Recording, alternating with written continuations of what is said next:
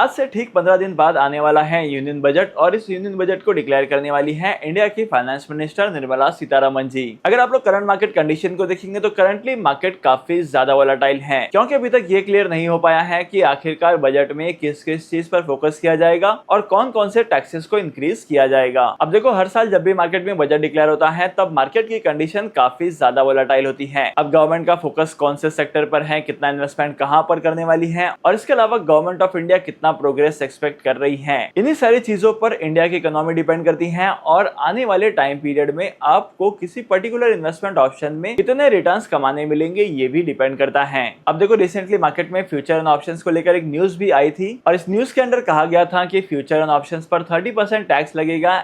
और इसके अलावा फ्यूचर एंड ऑप्शंस की इनकम को बिजनेस इनकम की तरह ट्रीट नहीं किया जाएगा, इसे ट्रीट किया जाएगा स्पेक्युलेटिव इनकम की तरह और आपको यहाँ पर टैक्स पे करना पड़ेगा 30% का और तो और एडिशनली आपको लॉसेस को सेट ऑफ करने का टाइम भी नहीं मिलेगा। अब देखो, फ्यूचर एंड ऑप्शंस को लेकर क्या अपडेट आती है, किस तरीके के रूल्स एंड रेगुलेशंस आते हैं या रूल्स एंड रेगुलेशंस आएंगे भी या नहीं, ये तो फाइनेंस मिनिस्टर जब बजट डिक्लेयर करेगी तभी पता चलेगा। लेकिन मेरा पर्सनल ओपिनियन ये कहता है कि अगर फ्यूचर एंड ऑप्शंस के ट्रांजैक्शंस को सिक्योर करना है, यानी कि करंटली मार्केट में जो फ्यूचर एंड ऑप्शंस को लेकर जो लोग इन्वेस्टमेंट करते हैं और यहाँ पर सबसे ज्यादा स्पेकुलेशन क्रिएट होता है, तो इन्हीं सारी स्पेकुलेटिव एक्टिविटीज को कंट्रोल में लाने के लिए गवर्नमेंट ऑफ इंडिया कुछ ना कुछ सर्टेन रूल्स लेकर आ सकती है और फाइनेंस मिनिस्टर इन नए रूल्स को डिक्लेयर कर सकती है जहां पर इन्वेस्टर्स की सेफ्टी को ध्यान में रखते हुए कुछ स्टेप्स लिए जाए। अब इलेक्शंस के टाइम पीरियड से पहले जो छोटा सा बजट आया था वो 3 से 4 महीनों के लिए था, यानी कि शॉर्ट टर्म पीरियड के लिए था। और जब इलेक्शन स्टार्ट हुए तो बीजेपी के मैनिफेस्टो में बहुत सारी चीजें लिखी हुई थी पॉजिटिव में, लेकिन अब जो गवर्नमेंट फॉर्म हुई है वो पूरी की पूरी बीजेपी की गवर्नमेंट नहीं है और इसे एक रीजन की वजह से हो सकता है कि गवर्नमेंट ऑफ इंडिया अपने फाइनेंस बजट को प्रिपेयर करने में कुछ चेंजेस करे और कुछ अलग स्ट्रेटेजीज का इस्तेमाल करे। लेकिन अगर बजट के रिजल्ट्स पॉजिटिव होते हैं तो एज एन इन्वेस्टर आपके लिए बहुत ज्यादा बेनिफिशियल होगा, लेकिन अगर बजट के इफेक्ट नेगेटिव होते हैं तो आपके इन्वेस्टमेंट के पोर्टफोलियो में आप लोगों को लॉसेस भी शो हो सकते हैं। अगर आप लोग पास्ट के डेटा को देखेंगे तो जब भी मार्केट में बजट डिक्लेयर हुआ है तब मार्केट में बजट डिक्लेयर होने से पहले मार्केट अनसर्टेन होता था और यहाँ पर वोलेटिलिटी की वजह से कंपनीज के शेयर्स में डाउनफॉल देखने मिलता था और बहुत सारे कंपनीज के शेयर ऐसे थे जहां पर करेक्शंस भी आते थे। तो अगर आप लोग करंटली इन्वेस्टमेंट करने की प्लानिंग कर रहे हैं किसी पर्टिकुलर सेक्टर में जहां पर गवर्नमेंट ऑफ इंडिया ज्यादा फोकस करने वाली है, तो आपके सामने इन्वेस्टमेंट की बहुत सारी अपॉर्चुनिटी है, क्योंकि उस पर्टिकुलर सेक्टर को लेकर अगर गवर्नमेंट ऑफ इंडिया कुछ फ्यूचर प्लान बनाती है इन्वेस्टमेंट करने का, कैपिटल एक्सपेंडिचर का अगर कोई प्लान बनाती है तो यहाँ पर आपको बहुत ज्यादा बेनिफिट होगा।